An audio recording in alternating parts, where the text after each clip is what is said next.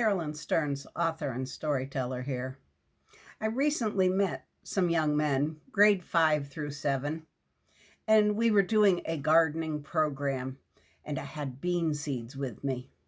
And I referenced Jack, and they looked puzzled.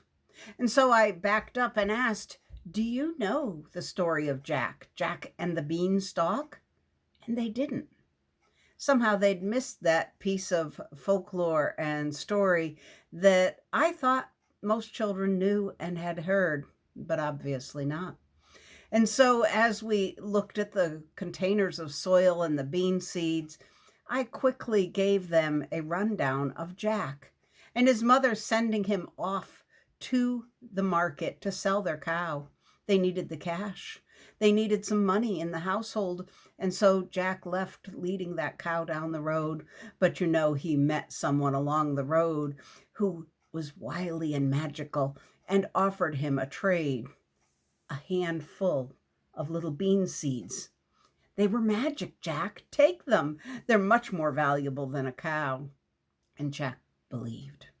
And so with the seeds and the cow turned over, he turned around and went for home. And his mother, surprised he returned so quickly, inquired as to how much money the cow brought. It was a good cow. Oh, Jack was so excited to tell her he got something better than cash. He got magic bean seeds.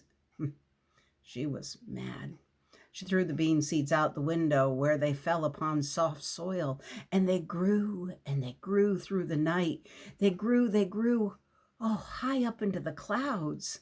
And Jack, being an adventuresome kind of a lad, climbed right up the beanstalk one after another, climbing and climbing up he went into the kingdom of the clouds. And there he found the giant's castle, who rumbled with fee, fi, fo, fum. "I smell the blood of an Englishman."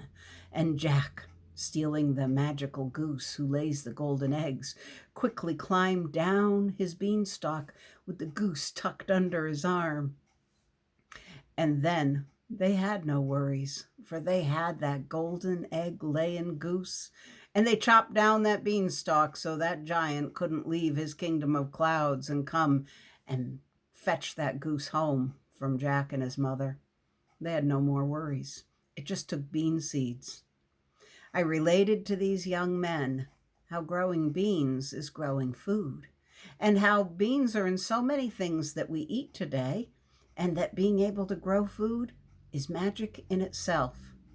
I think they understood as they planted bean seeds into soft, rich soil, and we wait for them to sprout and grow towards the kingdom of clouds.